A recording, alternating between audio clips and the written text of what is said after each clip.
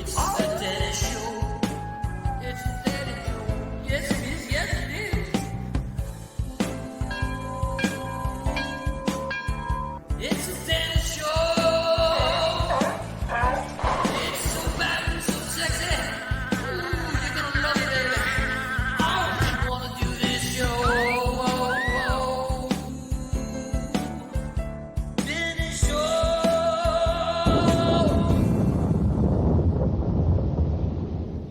With guests Rick Overton and Dian Bachar, please welcome Danny McDermott and Kevin G. Fitzgerald.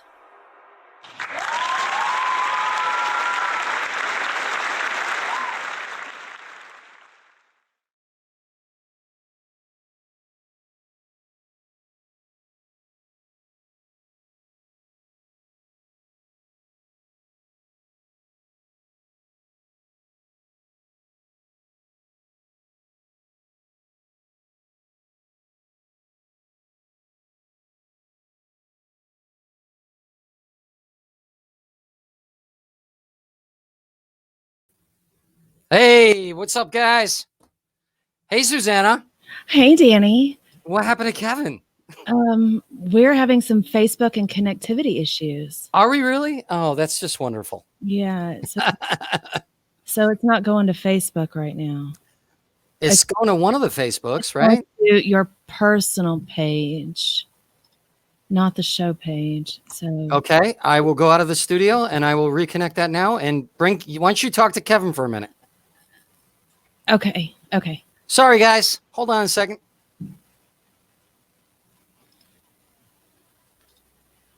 Hey, Kev, how are you? I am great. How are you? I'm good. We're just trying to get this taken care of. It's a very 2020 night. It is. Let me bring Anthony on for a little chat too. Hey, Anthony, how are you? Looks like he's muted. He's definitely muted. Merry Christmas and happy holidays. How are you? Hi. Good. Welcome. That's a very Christmas outfit. Oh, this is just my, everyday clothing, Oh, nothing wrong with that either. No, 2020, I've tried to celebrate Christmas every day. Because why not? Otherwise, I would cry. That's the best approach to 2020 I've heard so far. So I'll take it. Looks like you're in New Orleans again. I am. The Big Easy. Love it. I got to visit. Too. Great place. Great place. Good music culture. Good food culture. They encourage drinking outdoors. It's really, there's got a lot there to like. Number one city with liver transplants, I understand. Speaking of which, let's all have a drink. Welcome back, Danny. Right on time. Thank you. I'm not sure what's happening with the links, but this is typical of what's happening. We're gonna go through this stuff. All right, so Anthony, we're gonna bring you back in a second. I want to talk about holiday travel, Kevin. All right. Have you heard about the guy that went out on the wing of a plane? I have. Have you seen it? I have. I think we're going to show it, but this guy goes out on the wing. Now I think he came from the tarmac or something, but let me see if I can find it. But he went out on the wing of the plane, and they had to. Here, let me see if I can find it here. This guy was chased down by security. He started taking off his clothes and stuff on the wing. Did you hear anything about the story at all? I did. And I for one celebrate. He's got to let off a little steam. Some people do it different than others. Well, I don't know, man. Is the thing plugged up there? It is. Yeah. So this guy, I'm going to try to show this here. I'm going to try to share this screen. Hold on. This guy was nuts. Apparently, I don't know if he's on drugs or what, but look at this guy. Oh my God, we got a commercial. This show is going awesome. We're This at is the really- mercy of 2020, Danny. Look at, Don't take it personal. dude, seriously, look at this guy. So he's out on the wing. I mean, what's he doing? It's I've seen that move in the nightclubs before. Where did he come from? What did look at he's pulling up his Okay. did William Shatner send this guy or what? How high off the ground is a wing? I don't know. How did he get up there? Look, he's humping it. He's humping. He's like, I'm gonna hump my way home. I guess What that's saying everything is a sex toy if you're brave enough is apparently true. In a totally different way, but it's true. Look at they're coming after him. Oh man, we didn't have the whole video, but the security came out. They came after the guy. It's like, look, if you can't afford a plane ticket, that's not the way to go. I don't think you could do that from the tarmac. I think he had to do it from the He plane. had to be or on the plane, terminal. right? How did he? Yeah, I think he had to. How did he get on there? Seriously, even if he was in the plane, how did he get on the wing? I mean, really? Well, and That's some magic. That's some magic right there. I think he thought it through though, because like I think if he would have taken his shoes off on the plane and gotten up, he would have attracted attention. So he disrobed at the right time, and the humping too. If he would have did the humping on the plane, he never would have made it out to the wing. That's true. That's true. So you think he planned the humping and everything when he got it? What attracted him to the wing so much to hump it? That's what I want to know. What? A lot of people are isolated, Danny. He's like I don't want to have sex with a bent wing, but with a regular straight wing. But a bent wing turns me on. You know the way. I don't know. How do you obtain consent from a plane, Danny? I don't know. There might be a court case. The plane may have some problems. He's probably gonna say it could have taken off at any time. I just feel bad for the wing. I really do. I feel bad for the guys cleaning the wing after he got off on the wing. I gotta say, I'd rather a guy act up on the wing than in the seat the flight before I got to sit there. So for that I applaud him as well. Oh my God! So we see if he were any of my buddies would just nickname him the Wing Humper. The 8 foot high club. He's flying solo. Oh my God. Anyway, listen, we got a big show tonight. We got some amazing guests. We have some technical issues, but we have amazing guests tonight. And I don't want to wait too long to get into this because I really want time with both these guests. Let's do it. Let's do it. Let's bring on our first guest. This guy's a very good friend of mine. He's one of my best friends in the world, to be honest with you. He got his start with South Park creators Trey Parker and Matt Stone in the cult classic films Cannibal the Musical, Orgazmo, and BASEketball. Please welcome Dian Bachar. Let's hear it. Hello. What's up, buddy? Hi, how's it going? Woo! Hey, Kevin. Good. Welcome. Thank Good you. to see you, Thanks for man. having me. Thank you. Do you like my new forest? I just got it. It's amazing, dude. It's amazing. Got it. I planted all of them just in time for the holidays. These are Christmas trees. Not your typical Christmas tree, but just as festive. Nice. I would agree with you. I would agree with you. It's a beautiful forest, and I love how you're like, are you like? I'm sporting a hat. Are you hat? Are you lucid dreaming right now because you're kind of fading in? Are you astral projecting into this place? It's a magical time. It's a magical year.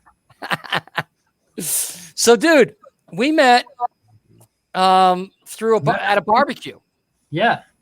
At a barbecue at Eating Loa hot dogs Alabama. and hamburgers. Huh?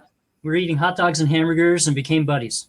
Yes, we did. Yes, we did. It was crazy. It was cool. And you were involved in the reading of my movie, and I still want you in that part. I would love to. Yeah, and we got a picture. Can we switch? Can we move Yeah, let's do that. And then can we show the pictures of the reading? I want to show these pictures. Okay, this was 18 actors. There you go. Now, we got to lean over. We got to lean over. We can barely be seen, Dan. So there you go. Perfect. So we got, that's me on the left. Next, with his back to us, is Casper Van Dien. Then we got Judd Nelson, Jennifer Wenger, and Christopher Titus. And if you go back to the bigger picture, that's Dean's back with the hat and the hoodie. That's Dean right there. And it was an epic. We can take the picture off now. But we had that was an amazing reading. We had that was one of my best behind the back moments. I wish I had a picture with you from the front, but I didn't have it. So, but I was so ugly that night. Thankfully you didn't. Really? Let me tell you, because I was hideous. Let me tell you something, dude. You blew everyone away. I mean, I did have explosives. I know it's not a safe thing to do, but it's sometimes the right thing to do. You crushed the reading, though. Thank you. I think everybody was great. You have a really funny script, so it was easy to have fun with it. Yeah, but I mean, everybody did a good job. You came in so prepared that literally everybody's like, "Who's that guy? That guy's good?" And everybody was blown away. I was blown away. I mean, thanks. Thank you. The character beyond what anybody expected, because in a reading, a lot of people, I'm not going to say who, some people mailed it in a little bit. Kevin, no, but you really blew my mind. You were really phenomenal in that reading. And thank you. I hope we get to make it, because that'd be a fun character to play. It will be. How did you start in the business? Actually, with Trey Parker and Matt Stone, I met them in college and did some movies with them. I did Orgazmo. I did Cannibal the Musical, which was Trey's senior thesis film in college. Really? And that got picked up for distribution and actually got seen after a long time of trying to get it noticed and getting it entered in festivals. They finally hooked up with Lloyd Kaufman, and Trauma picked it up for distribution. And then I was lucky. I got to do BASEketball. I got brought in for some table reads for that and kind of auditioned 8 times. They kept bringing me in to read more lines. And it was a long process, and I finally got it. And and then from there, I just kept auditioning for stuff. It was, dude, you were so funny in that too, by the way. Yes, you were. Oh, well, thanks, man. Thank you. What was your character's name again? In which one? In BASEketball? In BASEketball, Kenny Scolari. He's Squeak. Squeak Scolari. Squeak Yeah, Scolari. it's really crazy. That was the first big studio movie I did, and I just did Nightmare Alley, which is an amazing big studio film by Disney. And the reason why I'm bringing this up, which is leading into it, is that Willem Dafoe is in Nightmare Alley, and he's one of my all-time favorite actors. He's just an incredible actor. But I was so thankful to find out that he's also a really nice person.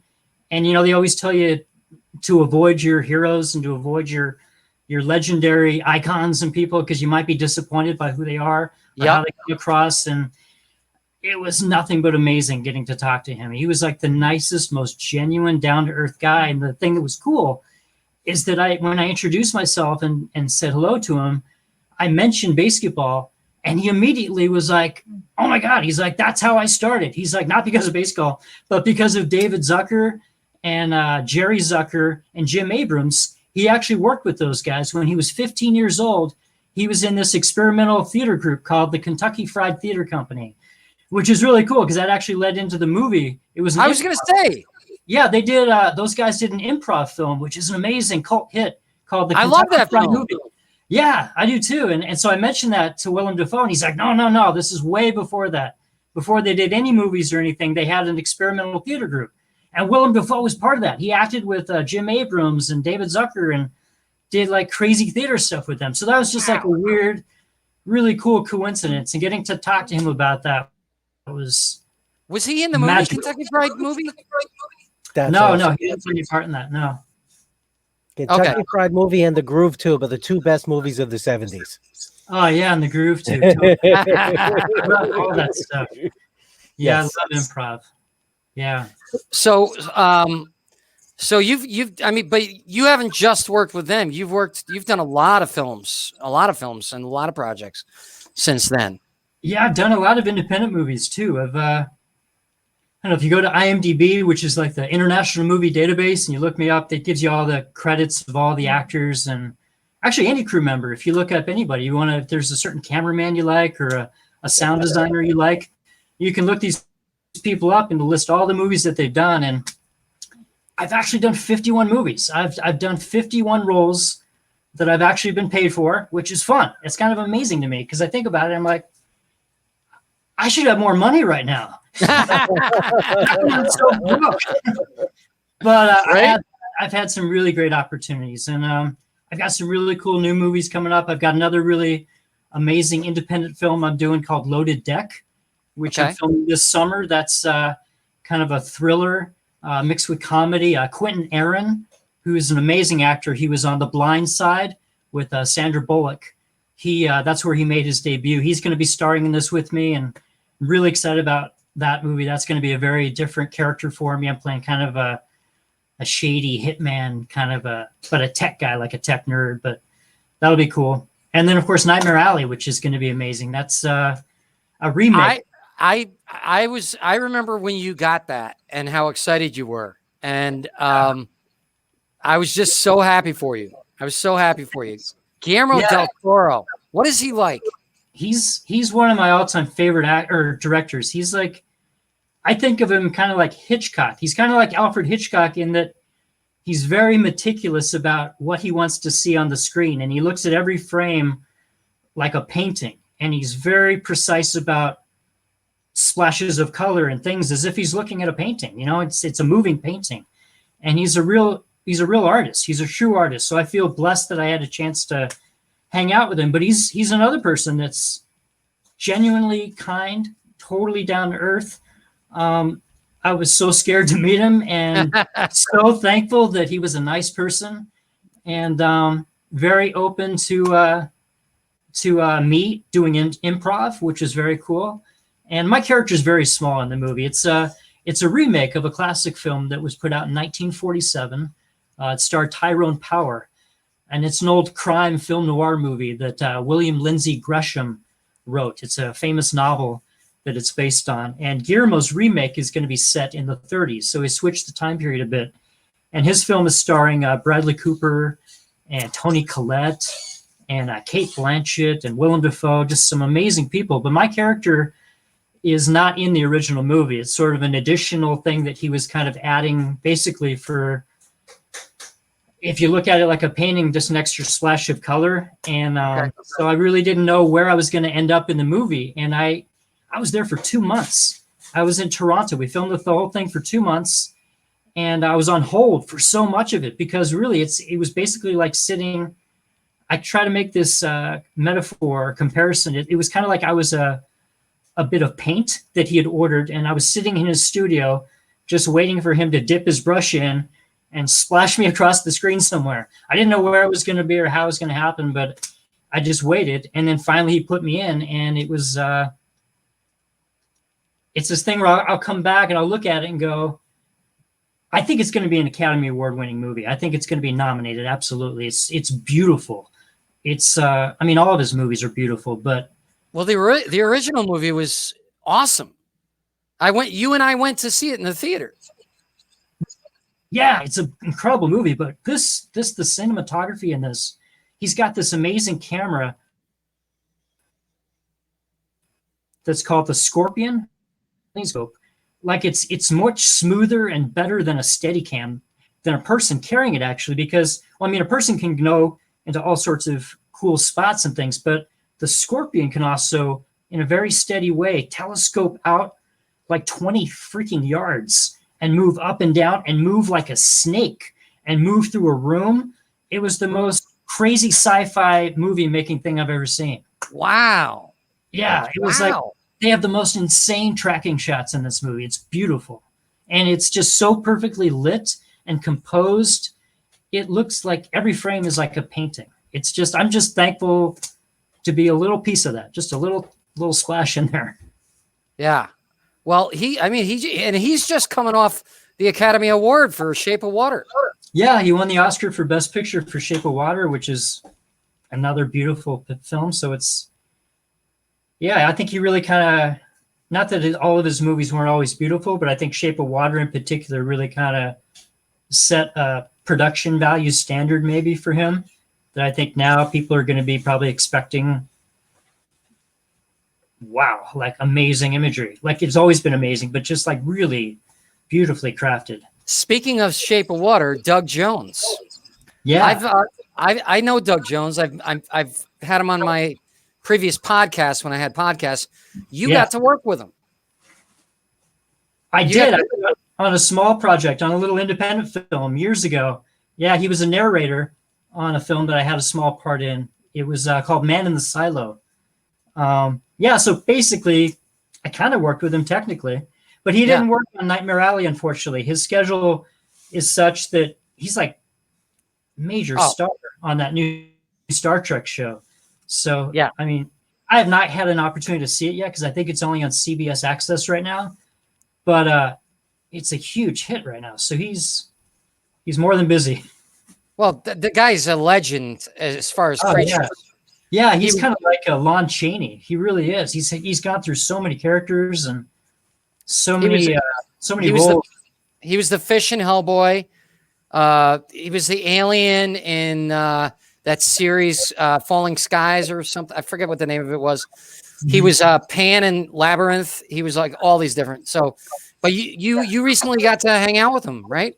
Yeah, because he's filming Star Trek out in Toronto. So I had lunch with him a couple times, and I reached out to him originally to tell him that I had a part in the movie because I wanted some advice because I wear prosthetic makeup in this movie, and really bizarre makeup. And so I wanted to hear from somebody else who's worn a lot of prosthetic makeup. What's that like? And what to expect. And obviously because he's worked with Guillermo, and he was so nice and really cool and open to just giving me tons of advice and telling me stories, and just, he's a really cool guy. So I went out to lunch with him a couple times, and very thankful I formed a friendship with him, and hopefully work with him again sometime. I actually, I worked on a screenplay of my own while I was there, and had a lot of downtime. So I was able to focus on my own work, and I wrote a screenplay, and hopefully you'll. What can you tell us about that? It's a murder mystery, but I don't want to give you any info about it. It's I'm gonna wait till it's ready. I just finished the first draft, and I just got some notes from my wife, who is brilliant. I think she's pretty smart. Our wife. Your wife. I feel like she's my wife now too, because she's a writer for my show. Yes, she is very talented in her own right. Yeah, she's very talented. Yes, she is very talented. I'm not sure. I'll rewrite some bit, do some stuff based on her notes, and I'm going to make a novel version. But the thing is, it's really cool. Now with people writing scripts, you can self publish. You can publish a book now, which is a really smart idea if you're going to write a screenplay that is conducive to a novel as well. Because first of all, you're gonna protect your story in another venue. You're going to have another way to protect the story that's even more detailed and harder, probably, I would assume, to steal. And then on top of that, if you actually get a deal with your movie, if somebody does want to make a film, they're going to get the book rights too. You're going to get paid twice. You're going to get a book deal and the movie script deal. And hopefully, if it's a good movie, people will want to buy copies of your book. But it's so easy now. You used to have to be dependent upon a publishing house to do all that for you. Right. Which is still obviously the best way to get major distribution and major dollars. But really, the point is just to get your stuff seen by people. And if you can self-publish and still get eyes on your product, you can still still sell a book. I mean, you can still sell. You can do the same thing anybody else that sold a book can do. Yeah, yeah. And if it's one thing I've known about you since I met you, is you work harder than almost anybody I've ever met in my life. So I know. My wife would argue with that. But I know you. I know. I mean, I'm talking about compared to most actors. Okay. Okay. Most actors, let's be honest. Most actors are pretty damn lazy.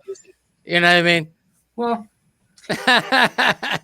I'm not going to name names, Kevin, but well, the thing is, and I've been guilty of this a lot. Is a lot of people wait. You wait around thinking that other people know what kind of parts you can play. You think that they're going to figure it out, and they're just going to invite you to audition for something, or they're going to have some idea of what they think you can do. But that's a major flaw. You should never do that. If you know that you can do something, do it. Be proactive and do it. And that's something that I've made a major mistake. I love writing. I love writing almost as much as I love acting, but I kind of put it on the back burner for a long time and sat around auditioning for other things and trying to get involved in other people's projects, when what I should have been doing on top of that is making my own projects and fortifying my own body of work by owning my own product and presenting myself in characters and roles that maybe some other people didn't think about. Like this movie I'm doing that I want to do, that I'm writing right now. My working title right now is called The Semblance Factor. And it's kind of like my Sling Blade in a way. I compare it to that because Billy Bob Thornton worked for years and years and didn't get noticed till probably, I think he was in his 40s when he did Sling Blade. And it finally kicked him into overdrive. And I'm hoping that, if I can make something that maybe is sort of even just slightly as cool as that, then I'm lucky. Then I can maybe just keep presenting work more for myself and not just. Well, we're gonna do it. We're gonna do it. You and I are gonna get our stuff made. It's gonna happen. We're gonna be working together. I know we are. It's gonna be great. We definitely are. We do have a little segment we want to do with you. Okay. That we have for those of you who follow the show, we do funny little segments just to show we're professional. And so we're going to do this one since it's the holidays. Susanna, you want to bring it up here?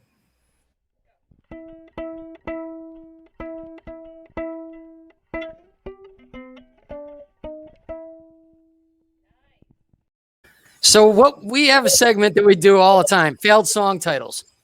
And we figured, hey, what better, because the original song titles weren't always the song titles you hear today. And so we have some Christmas song titles that people didn't realize. They tried to come up with titles and they were bad before the real title came out. So let's go through these here. Let's see what we got. For example, Little Drummer Boy was originally called Someone Take That Kid's Drum Away, the Baby's Finally Sleeping.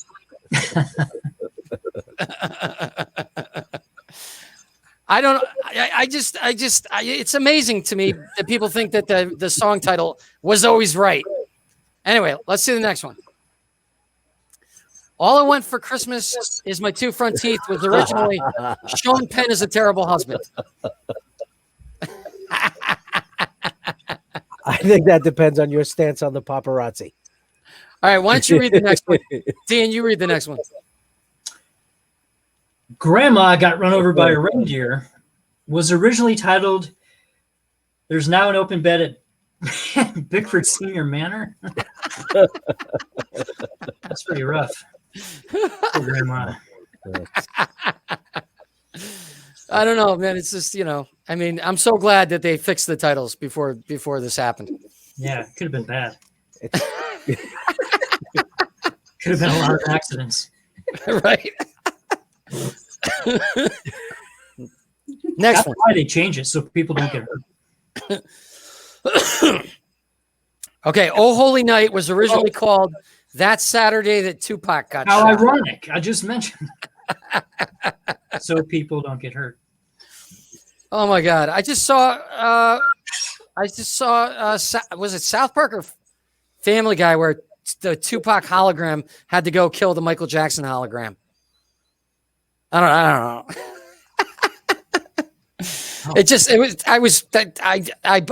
I watch shit all the time. That's weird. All right, Dian, your turn. Do They Know It's Christmas? Was originally keep them the hell out of this country. Kevin, did you write all these, or what's happening right now? That's so far of all of the ones you've done. That last one was the first one that I wrote.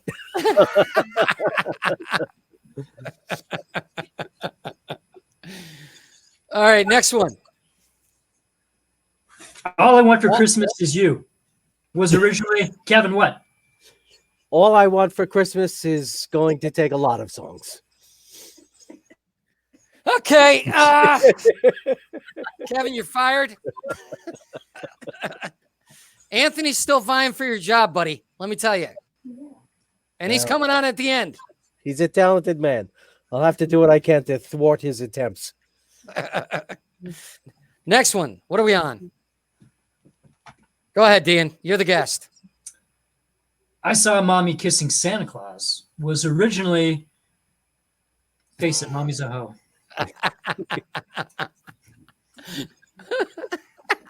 Not Christmassy at all. Not good for the kids.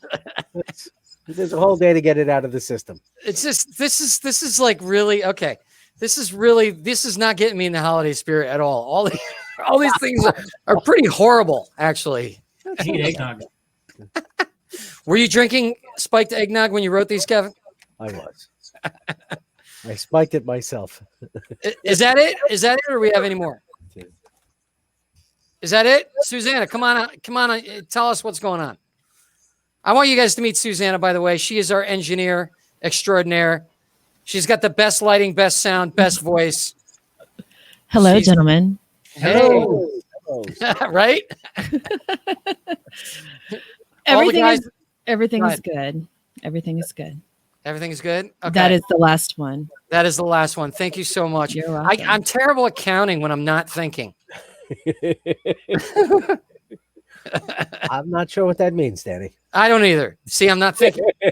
That's why it works. 27, 28, 29. Dian, where can people find you? What? Where can people find you? Where can your fans? In this magical forest. You can find me on Twitter at Dian Bachar. I do the tweet thing. And, Okay. I'm a Facebook nerd too. I do Facebook a lot, so you can find me on that. But I need to start doing Instagram, I guess. I know we got you and me both. We got to do TikTok too. We got to start twerking. I'm just not very tech-savvy. I started doing that stuff. Yeah. Well, Dian, you are by far one of the most talented human beings I've ever met in my life, and I'm grateful you're my friend. I'm grateful you're doing my show, and I definitely want to have you back. And yeah, I can't wait to see you, brother. You too, And, man. Thank you. You're one of my buddies too, and Kevin, I hope we're friends too soon. I just met you, so You're in. all right. I did it. Yes, that's the whole goal for most guests is to meet Kevin. Yeah, I mean, we just all want to be friends, right? Truthfully, Absolutely. after Wu-Tang, I'm like the ninth or 10th most impressive man on Staten Island. Nice. All right, buddy. Thank you so much, Dian. Thank you. I would I would love to have you on the whole show, but unfortunately, the connection issues right now. It's just 2020. It's a 2020 thing. It's a disaster. But I love you, man. Thank I love you. you. I want you to come back soon, please. Okay, yeah, I'd love to. That'd be fun. Awesome. All right, buddy. Bye-bye. Bye-bye. Good night. That's great. He was awesome. Oh, Dian's amazing. I love Dian. He's one of my favorite human beings. Very talented. Let me tell you something. He's not only talented, but he's also a genuine human being. He genuinely cares about everybody. And he's the type of guy, when I'm an asshole, he'll put me in my place. So he's busy. Yes, he is. I'm sorry, Okay. but Without further ado, I want to bring on a legend, a man who I've looked up to since I started comedy. A man who's was best friends with Robin Williams. He's done all this work. He's got more IMDb credits than IMDb. He is an Emmy Award-winning veteran stand-up comedian and an actor for 4 decades. Please welcome Rick Overton, ladies and gentlemen. How you doing, buddy? Uh-oh. I can't hear you, Rick. Is he muted? He's muted. Let me fix that, Rick. Hold on. Hold on. I got you. I'm unmuting. Okay, there we go. How you doing, Rick? You muted him again. I have. There we go. I just touched it. I got it now. Now I'm going. You know what it was? Don't touch anything. You know, the future so far is fantastic. That's all I can say. Everything's gotten easier. You think so? No, I don't think so. You know what it was? It was you, me, and Susanna trying to unmute you all at once. So we kept muting and unmuting. They should never give me access to the studio. He can mute himself. It was his fault.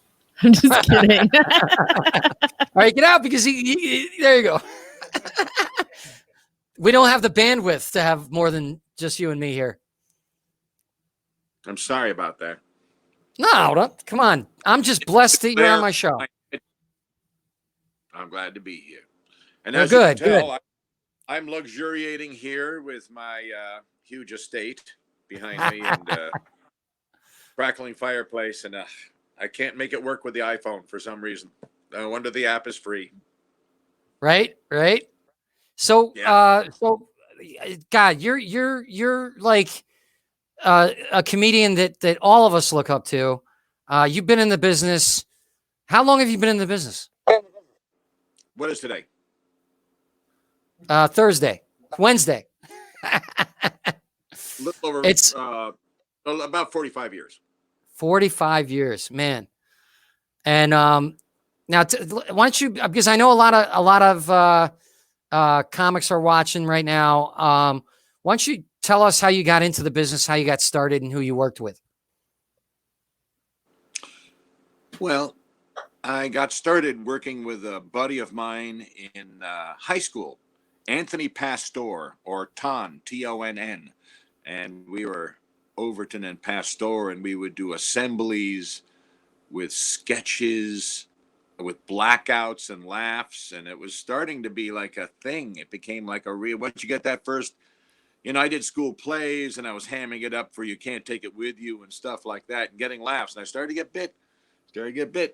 Bug was getting me. And then, but yeah, my dad loved Jonathan Winters because he was a jazz musician. He loved that free play improv style. It didn't matter whether you were speaking it or playing it or singing it or whatever, Yeah. And he loved free-form artists in the comedy world too. My dad was kind of a frustrated comic, and he would play me Jonathan Winters records and things like that. And he would also play me Bob and Ray and Bob Newhart. And Bob so, Newhart. Oh my God, his stand-up was I was- amazing. I'm sorry? I said Bob Newhart's stand-up was amazing. I loved it. Yeah. Great mind, button down mind. And then my buddy Ton got work down in Florida, where he lives now with a wonderful family. And I was looking for another partner. And so my buddy Bill Spitz hooked me up with this guy named Roger Sullivan. And he was really funny and wild and weird and physical. And we were Overton and Sullivan for 5 years. And everything was great when you're in the arts and you're just doing art. And it's art for art's sake. But the second they start to pay you with a paycheck, and you're in a team, the thing about being in a team is that's the same hour, whether it's one of you, two of you. You don't pay because it's an hour. You got to figure out half of that pay the entire time. Yeah. And then suddenly it becomes about whose punchline is more important than whose setup and premise and blah, blah, blah, blah, blah. You know, a lot of teams have come apart once it was about the pay. Oh, really? Wow. And so I was on my own for a while, but I was looking for improv the whole time. I was studying with Martin Harvey Friedberg. I was in that play, J.J. Barry's Zen Boogie, which came out of an improv thing. The cast created the show. So I was always around a world where improv played a big role in something. And a lot of my IMDb has improv all through it. I love improv. I mean, It got me work. I was funny in the audition. It got me work. They like you more. There's no downside to it. yeah. Yeah. And I did a series that I wrote and directed called Who Killed the Bible Salesman, and it was all improvised. And after editing it and looking at it and then putting it next to a scripted show, it just seemed much more natural and much funnier. It just, you can't beat it. There have been great works of art and ongoing TV series that have that kind of playful spirit to it, whether it was, Curb or The Office. Yep. Or a lot of things had that go off book feel. Yeah. Even Robin Williams was doing that on Mork and Mindy, and they would leave it in, and you could tell right where it is too. There's just no way I could have just sat and typed that thing out. So what were you doing when Robin was doing that? Were you guys were friends at that point, right? I was doing stand up, and I would sometimes join the Comedy Store Players and do improv and sketches there. Back then, in the earlier days. So we'd run into each other sometimes at the Comedy Store Players, or when he was coming out from after recording Mork and Mindy, would just be down the street of Paramount from the Improv on Melrose. Yeah. And come by after the show and we'd play. So we started playing a lot together, doing improv after I would do a set.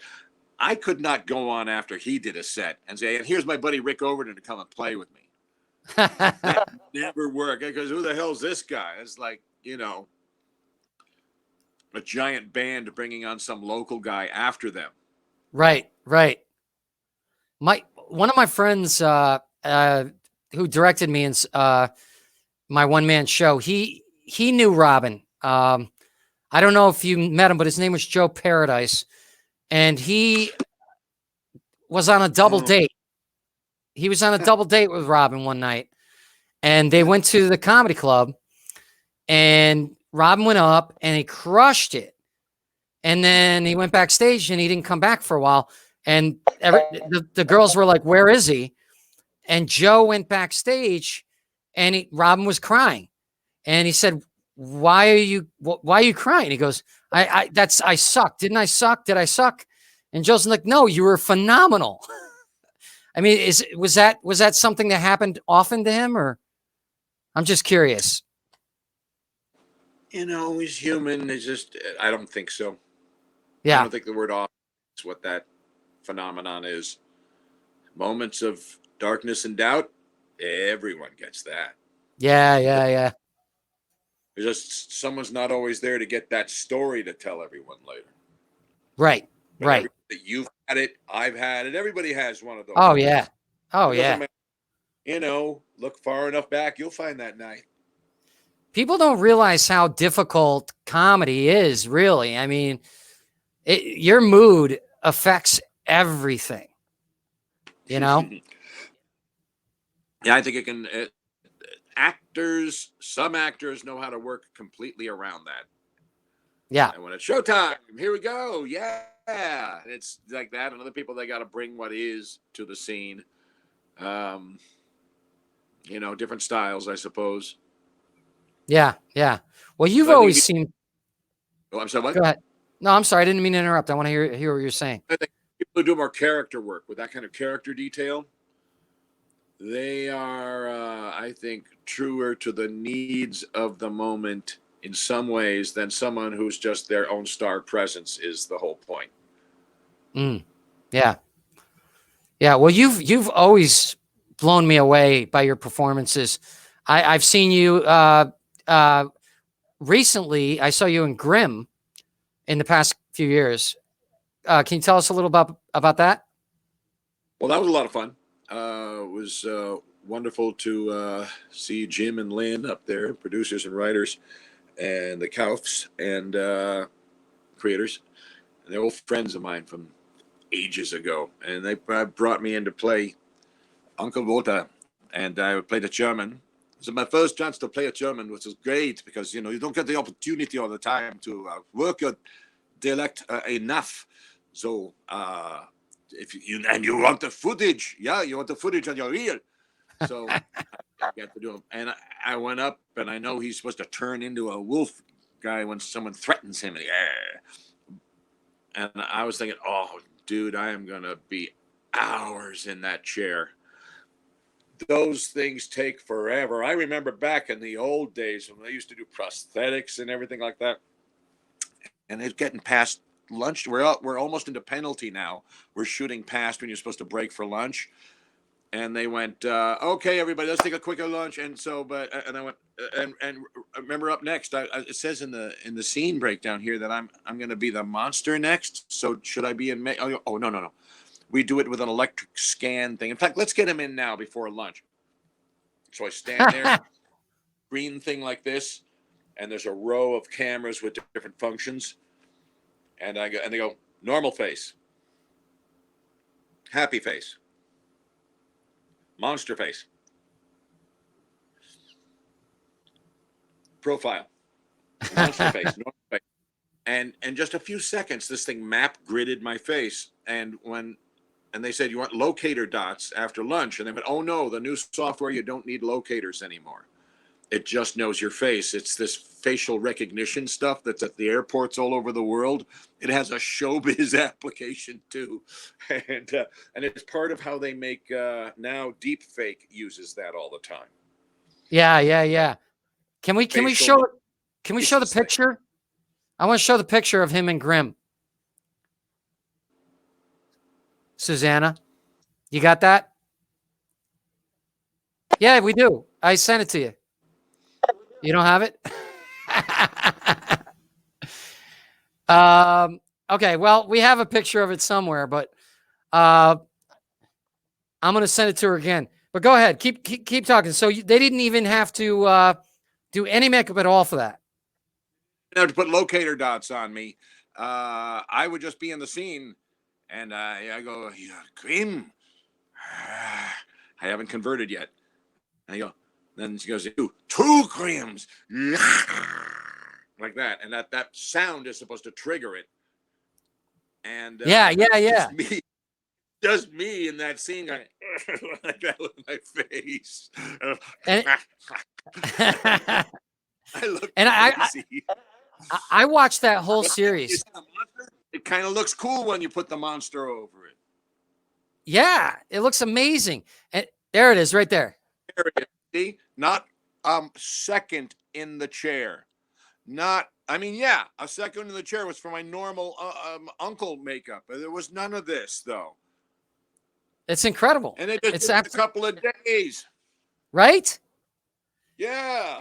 Not only that, but you could move around. It would have been half a year of work ages ago, to layer the Lon Chaney lines of Wolfman fur in, stop the shot, start the shot again, And your accent was impeccable. It was awesome. I didn't even know you did a German accent until I saw that. I was like, wow.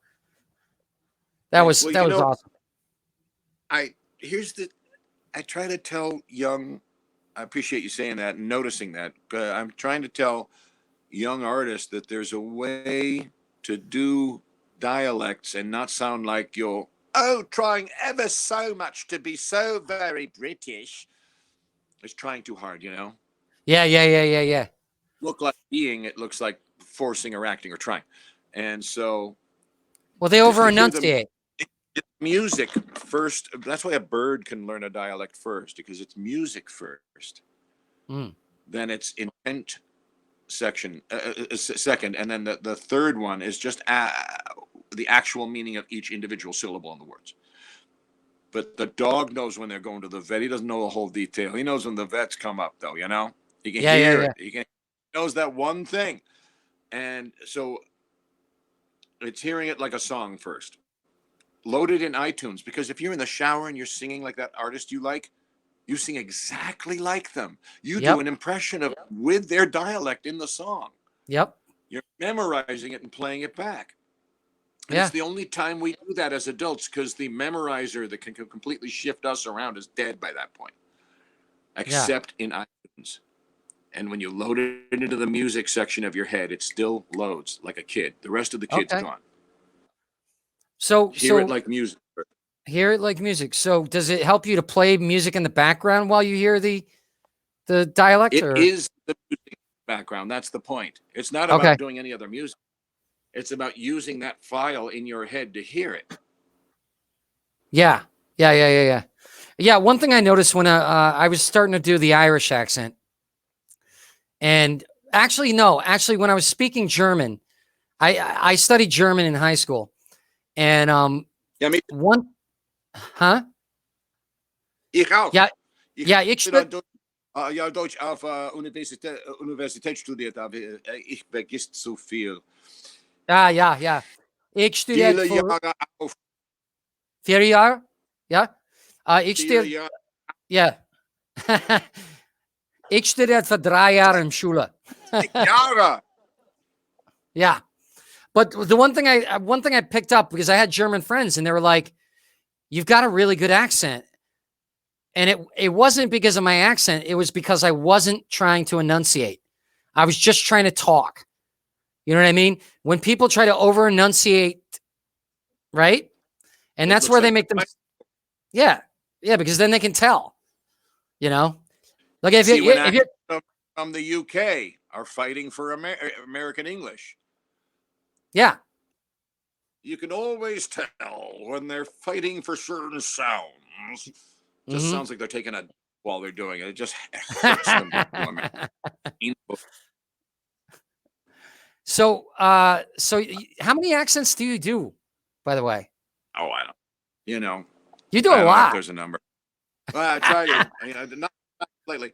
The most I've gotten to work was mostly, someone from the UK at some point, somewhere around there.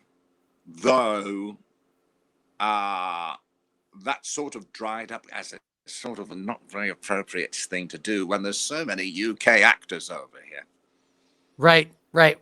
Well, the way I look at it is they probably get a lot of the jobs here because when they're in the casting office, they talk in that really attractive accent.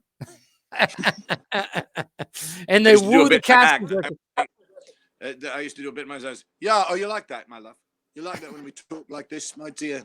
Yeah, do you find that sexy to you? Yeah. Do you know where this dialect does not work? Where?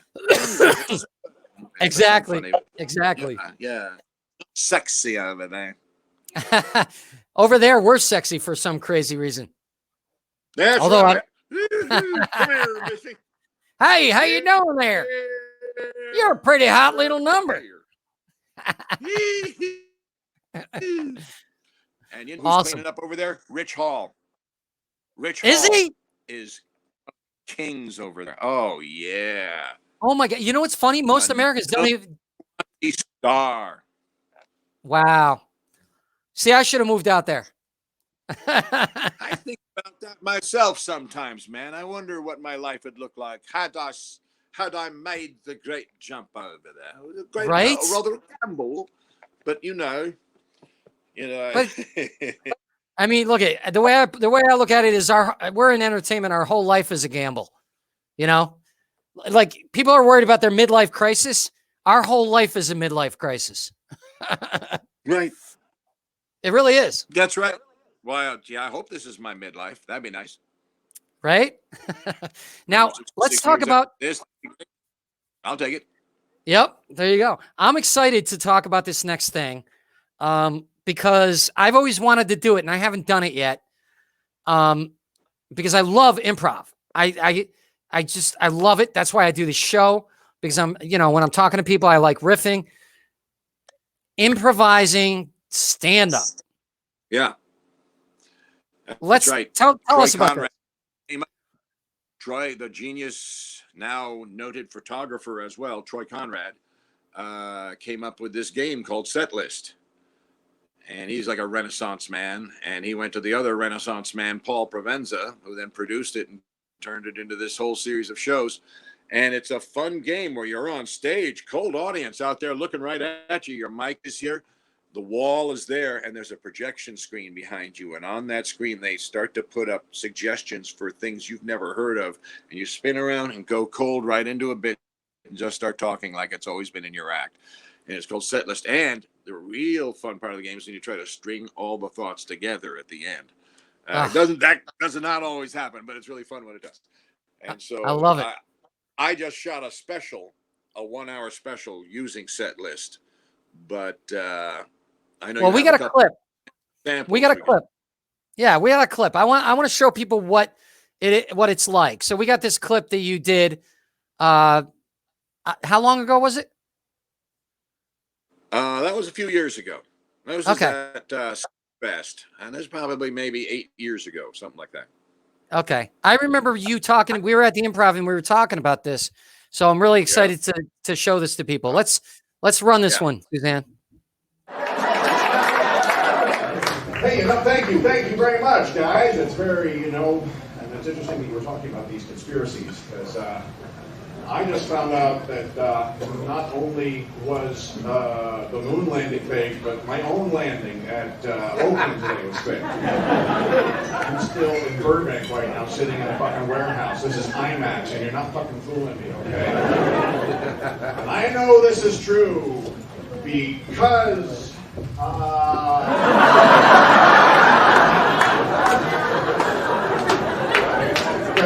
I don't think with my brain.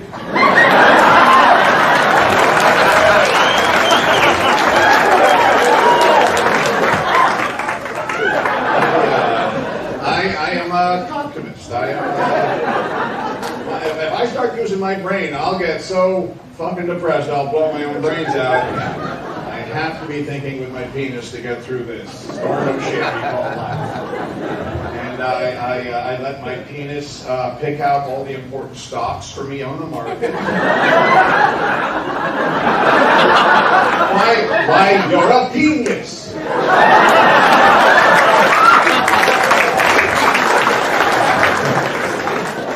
Blood's got to go somewhere.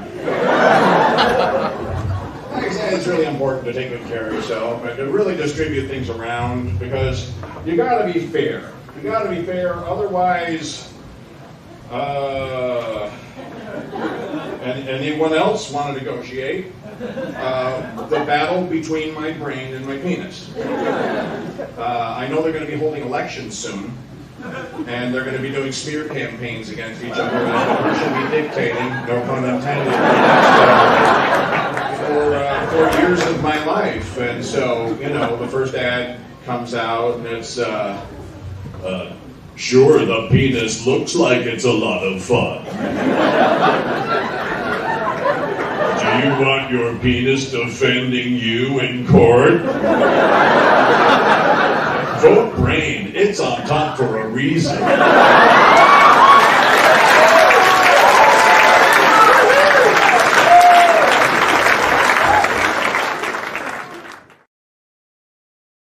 That's so much fun. I love it. I love it. It got fun, huh? Oh my God. So it's a really exciting, you may not remember, no net game, Yeah. So when is your special? Is it out yet, or is it coming out? It's coming out. No, it just got into the machinery, and it's going to come out. We're hoping before the spring, but by the spring, through Comedy Dynamics. Comedy Dynamics. List comedy special. Well, I can't wait to see it, and we're gonna put any links you want to give us. We want our fans to be able to find it, so we'll put it in the. We're gonna upload this to YouTube after the broadcast, and we'll put it all in there.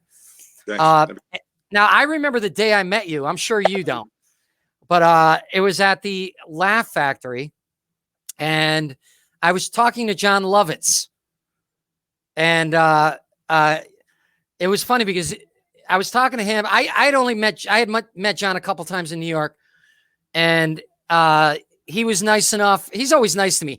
You know what's funny? He like never remembers me. He's met me like 6 times. But he's a great guy every time. He tried to hook me up with one of my scripts at one point. But I was talking to him outside the Laugh Factory, and you happened to come up, and I was just like, I was starstruck because I had seen you in so many different things, and I was just blessed to have met you, and I'm grateful that I can call you my friend now. And you've done my shows in LA, and you're just a wonderful human being, and I'm grateful you came on my show today. Well, it's mutual. Thanks, Danny. I appreciate you. You're just a wonderful man, and I can't wait to hopefully do more work with you in the future. I look forward to that too. Okay, buddy. All right. Thank you so much, Rick. I really appreciate it. All right. Okay, let's bring Kevin back on. We got one more thing for you guys. Kevin, is this a great show or what? Yeah, you get rid of me and suddenly it's a great show. I see what you're getting at, Danny. No, you know what? You want to look at you want to have that attitude? Okay. All right. No problem. I think it's time for Ask Anthony. Oh, hey.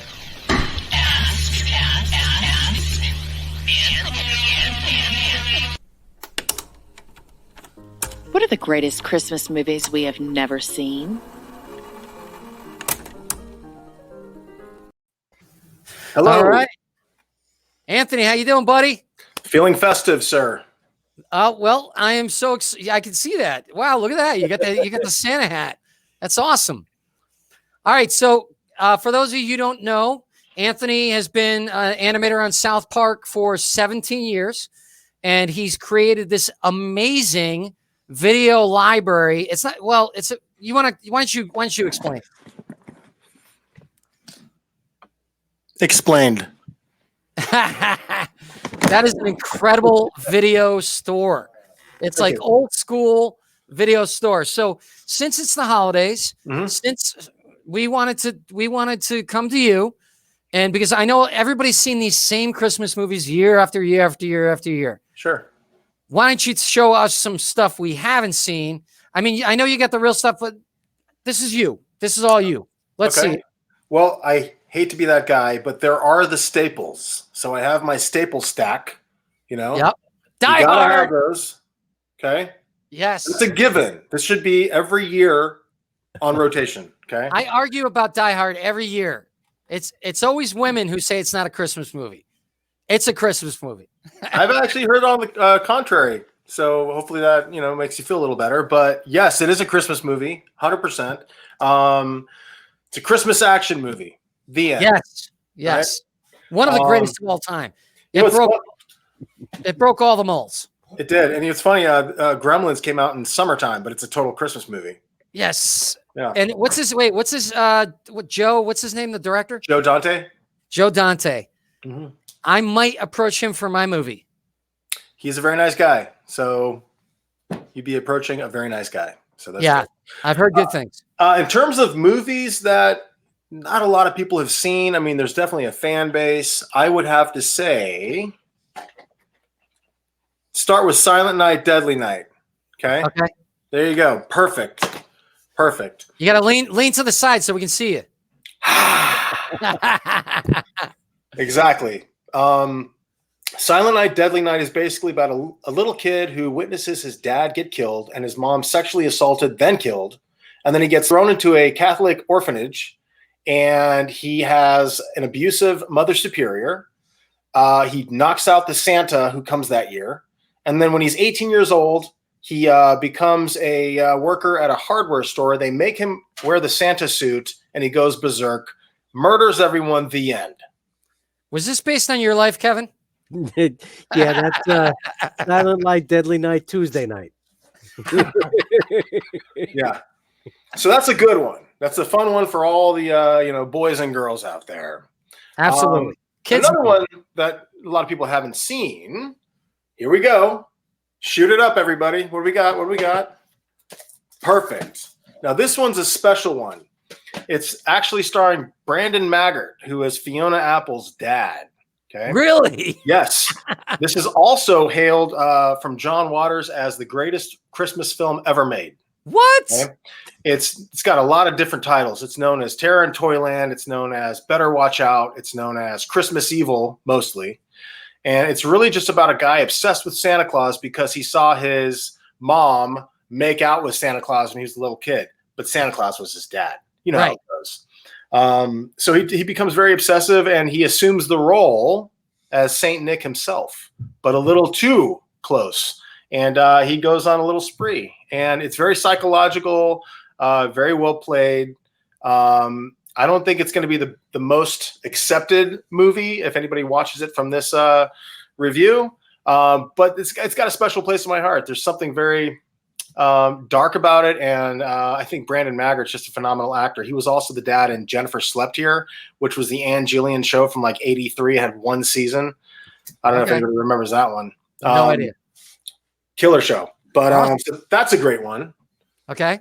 What else do we have, Susanna? Perfect. Jack Frost is awesome. Wasn't Michael Keaton in this one, or he was in one of them? Well, yeah, that was also the same title. He was a snowboarding dad. There's no snowboarding in here, and there's a lot of murder. Yeah. It's basically a serial killer who gets mutated into a snowman and murders a small snowy town. The end. So it's like Snowman Chucky. Yes, precisely. And then, of course, there's the sequel. Nice. Yeah, so Sheriff Sam of the original movie, he needs a break from the mayhem that happened on the snowy mountain town, and he goes to the Caribbean. But, of course, mayhem follows him. The end. Wait a minute. How the hell does a snowman come to the Caribbean and not melt? They ice the island. Yeah, it's like an ecosystem, dude. It's like a total preserved, like, snow globe. It's great. That's crazy. Yeah. What else do we have, Susanna? There you go. That's a lenticular. In fact, it's like a little hologram thing. That's what makes it fun. That's actually, check it out. It's one of these. Yeah, see? Nice. And of course, is that sequel, well, that's actually what it does. Yeah, it's like, they need to jump out on the marketing. So, like, if you're going to put it next to Mickey's Christmas Carol, you got to, like, hey, like, really jump out. When you tilt it just right, it looks kind of like Kevin's ex. Yeah, I remember. She was very nice. Similar body count. Yeah. Don't worry, she's not going to watch this. What's this? That's a fun one from I believe the producers of Friday the 13th. Basically, there's a serial killer going around killing Santa Clauses. It's a little rough, but it's always a Christmas staple for me, so I always throw it in. So if you're looking for something a little dark, that's the one. Wow. Mm-hmm. So these are all happy movies. Yes. Oh, okay, completely. Well, once I get through my happy staple. Okay, so this is a shit-tastic made-for-TV movie from 1986. At least it's starring some good actors. You got Pat Morita, God bless you. You got Drew Barrymore, as you can see. Keanu Reeves, and the chick from Stepfather. I think her name is Jill something. I'll just leave it at that. Wow. But everyone's very good, but the movie is really terrible. So it's kind of something you throw on in the background to make you feel better about your life. That's like a movie when you have one of those bad sweater parties, and you put on a bad movie at the same time. It's a very good analogy. Just make the whole movie bad, the whole night bad. Yep. Now this one, okay. So you can go to YouTube right now and see the Mystery Science Theater 3000 rip on this one. For any filmmaker out there, if you ever wanted to like feel better about your sensibilities, watch this movie. It's also known as Santa Claus Conquers the Martians. Yeah, it's really horror and terrible, but there's some kind of charm to it. I don't know what it is exactly, but it's definitely background noise. So if you're like folding laundry or like cleaning the grout of your kitchen, this is the movie. Yeah, that's great. That's great. Even at 1/3 of your focus, it still entertains. Yeah, because I just feel better about cleaning that grout. Like, yeah, it's not as bad as that. Yeah, exactly. It's At least that movie's worse than what I'm doing. Correct. Very correct. Yeah. That's awesome. I've got a few more, actually. Yeah, let's see him. Come on. There's a good anthology. It's a horror anthology called Tales from the Crypt from 1972. And there's a one with Joan Collins called And All Through the House, where Psycho Santa. In fact, you might be able to see it. Psycho Santa stalks her. Joan Collins. Oh, my God. It's a goodie. So she was hot when she was young. Horny Santa. You ageist? No. There's a couple staples that I'm going to throw in that I haven't seen in a while. Good old Fred Astaire. Oh, yeah. Claymation. And I picked this one up. I've never seen it, but who doesn't love John Denver? Oh, yeah. I figured I'd throw that on in the background when I organize tapes. I liked him in Oh, God. Oh, he's great. Yeah. He was great in that. Yeah, he's fantastic. And then I found a couple of these that I haven't seen since I was a kid. Some claymation from yesteryear. Oh, my God. The old claymation, dude. And then just to keep it going a little further, boom, boom, boom. What's that? Wait, Pinocchio's Christmas? Pinocchio's Christmas. I have never heard of that. I got to round it out. Another Christmas movie. Now, you can argue it's not a Christmas film, but there's a lot of snow in it and a lot of heart. Cannibal the Musical. Okay. Whoever's not seen this, if you want to see a kick-ass movie with a lot of heart and great photography and killer acting and just like people who are hungry to make something good, that's the movie. Really? The movie. Oh yeah, it's great. Yay! Yep. Every year, hands down. Boom. Home Alone. Sorry, move over. Cannibal. Home Alone 2 was better than Home Alone 1. I'm going to say. I actually disagree. Really? I like Home Alone 2, and they really murder them at the end. But I think Home Alone 2 for me has moments where Home Alone is a quieter movie. Yeah. Very, very timeless because you're stuck in a house with timeless Christmas colors, red and green throughout. Aside from, sorry? I just love that there was more comedy. New York.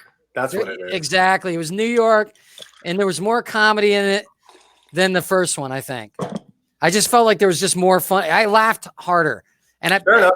You know why I know that? Because I watched it with my son. Oh, right on. We watched Home Alone 2 first by mistake, and then we went to watch Home Alone. We thought it was going to be better, and it's like, it wasn't as good, Dad.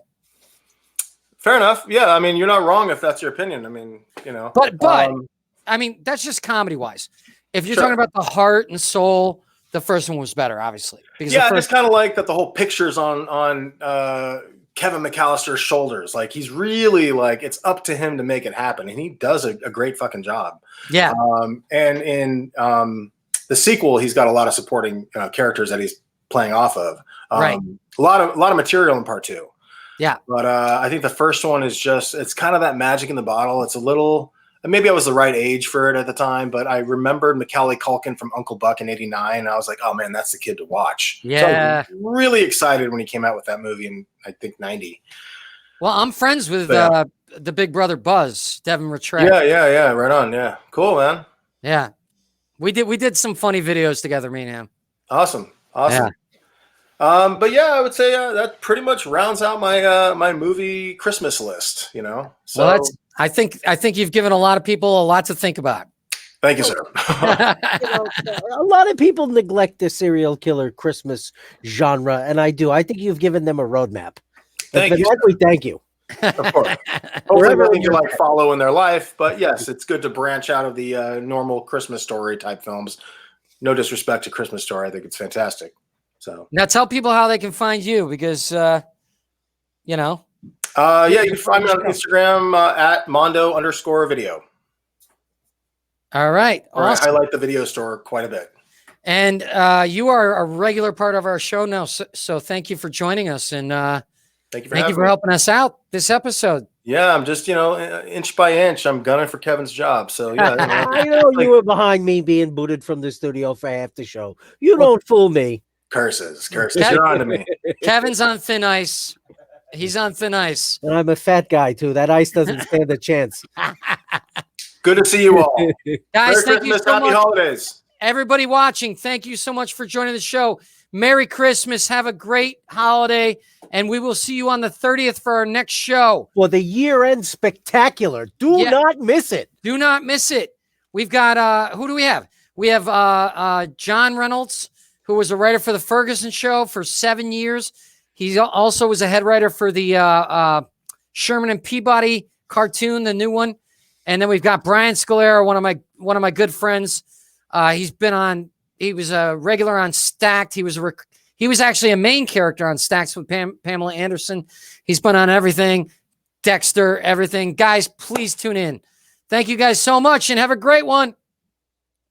Good night. Woo!